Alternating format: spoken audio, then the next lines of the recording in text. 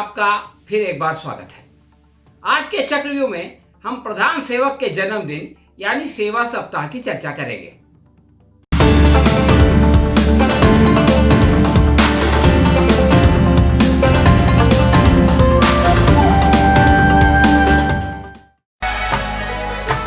छोड़ पढ़ाई पकड़ लो कढ़ाई मिलकर तलो पकौड़ा। छोड़ पढ़ाई पकड़ लो कढ़ाई मिलकर तलो पकौड़ा। अब युवाओं के सपने बिखरने लगे करके बीटेक एमटीएस ग्रुप डी भरने लगे। राहुल गांधी साल भर किसी शरीर बच्चे की तरह प्रधान सेवक को ट्वीट लिखकर परेशान करते रहते हैं, मगर साल में एक बार इसका प्रायश्चित कर देते हैं और ये दिन है मोदी जी का जन्मदिन यानी 17 सितंबर। इस दिन वो मोदी जी को जन्मदिन की शुभकामना देकर उनका दिल जीत लेते हैं। इस बार तो इसके उपलक्ष्य में 14 से 20 तक भारतीय जनता पार्टी पूरा सप्ताह मना रही है। लेकिन आप सोच रहे होंगे कि 14 से ये सप्ताह शुरू हो गया और अभी तक आपकी कोई सेवा नहीं हुई। कुछ लोग सोच रहे होंगे कि 20 तारीख को कुछ समय बाकी है, 20 तारीख तक कोई ना कोई सेवा हो जाएगी। लेकिन दोस्तों, ये आपकी गलतफहमी है। आज हम आपको ये बताएंगे कि आरएसएस और हमारे प्रधान सेवक के नज़दीक सेवा का क्या मतलब है, सेवा किसकी होती है और कैसी होती है। इस बार मोदी जी 70 साल के हो गए हैं। भाजपा वाले इस मौके पर 70 किलो का लड्डू बना रहे हैं। इससे आप अंदाजा लगा सकते हैं कि उनके अंदर कैसे लड्डू फूट रहे हैं। फिलहाल देश में एक राष्ट्रीय सेवा संघ यानी आरएसएस है और दूसरे प्रधान सेवक यानी नरेंद्र मोदी हैं। राष्ट्रीय सेवा संघ की स्थापना जिस समय हुई, भारत में अंग्रेजों का गुलाम था और उस वक्त स्वतंत्रता की लड़ाई चल रही थी। ऐसे में आरएसएस ने इस संघर्ष से अपने आप को दूर रखने के लिए खुद को सांस्कृतिक संगठन घोषित कर दिया और हिंदू मुसलमानों को लड़ाने में लग गए।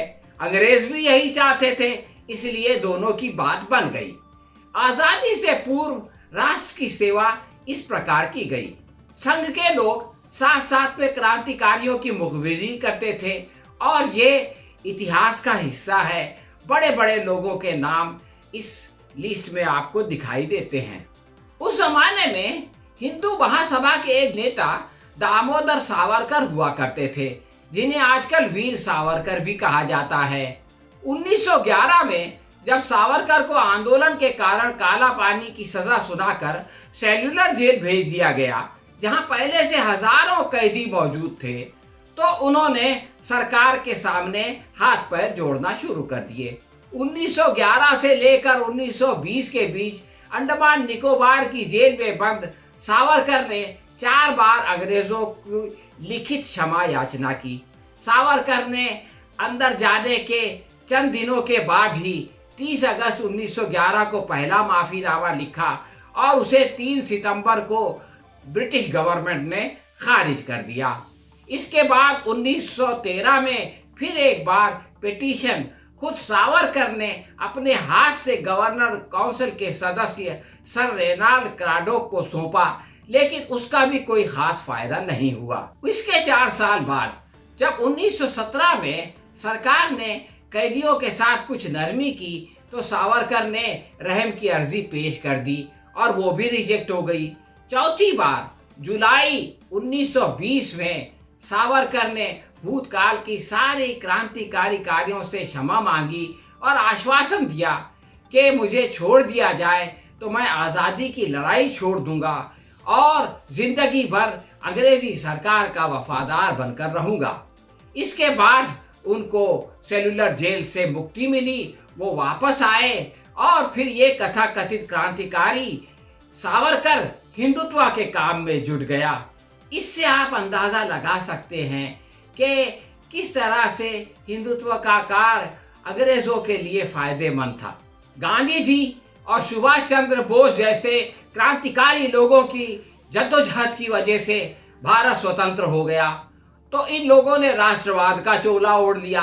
परंतु आज भी योगी जी अंग्रेजी सरकार की गुलामी की बात कभी नहीं करते, बल्कि मुगलों के पीछे पड़े रहते हैं।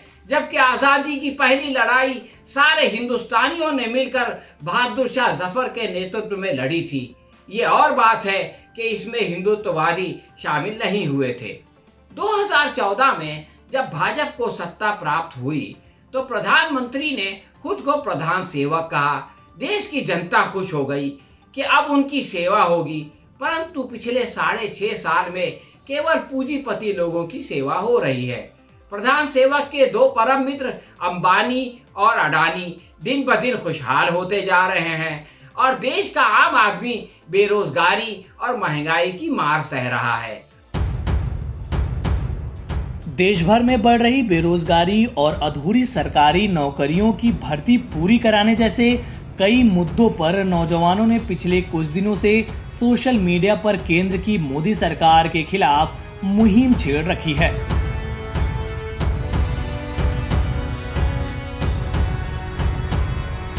इस मुहिम का असर सड़कों पर भी दिखा।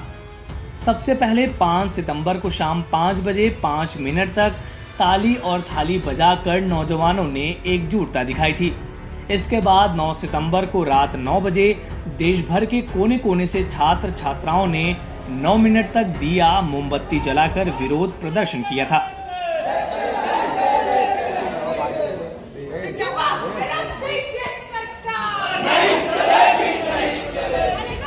इसी बीच ट्विटर पर हैशटैग राष्ट्रीय बेरोजगार दिवस और हैशटैग 17 सितंबर 17 घंटे 17 मिनट ट्रेंड कर रहा है, जो 11 सितंबर को ट्विटर के टॉप ट्रेंडिंग में से एक रहा।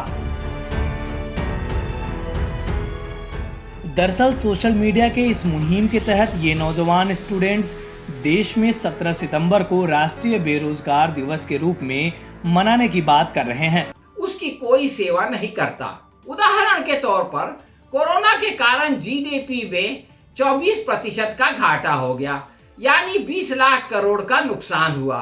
तो इसमें सरकार यानी जनता का नुकसान 10 लाख करोड़ था, यानी सरकार के 10 लाख करोड़ डूब गए।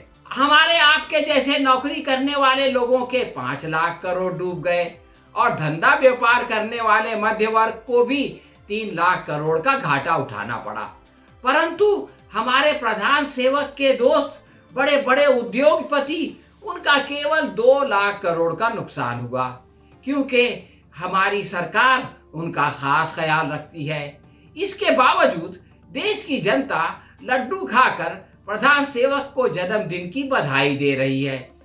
इस समय विपक्ष बेरोजगारी दिवस मना रहा है, लेकिन इससे प्रधान सेवक या उनकी सरकार को कोई फर्क नहीं पड़ता, इसलिए कि जनता तो सिर्फ वोट देती है और उद्योगपति वोट के साथ साथ नोट भी देते हैं, इसलिए उनका ज्यादा ख्याल बल्कि डबल ख्याल रखना पड़ता है। तो दोस्तों, अब आप समझ गए होंगे कि इस सेवा सप्ताह में अभी तक आपका नंबर क्यों नहीं आया, और आपकी समझ में ये बात भी आ गई होगी कि आगे 20 तारीख तक भी आपका नंबर नहीं आएगा। ये सेवा तो उन लोगों की हो रही है जो सरकार की सेवा करते हैं, यानी कुछ उद्योगपति सरकार की सेवा करते हैं और सरकार उन उद्योगपतियों की सेवा करती है, और उन्हीं के लिए ये सप्ताह मनाया जाता है। तो दोस्तों, ये थी हमारी आज की समीक्षा। आपको कैसी लगी हमें कमेंट बॉक्स में लिखकर बताएं। अगर पसंद आई हो तो अपने दोस्तों के साथ शेयर करें और इसे लाइक करें। हम बहुत जल्द किसी नए विषय के साथ आपकी सेवा में फिर उपस्थित होंगे। तब तक के लिए अनुमति दीजिए।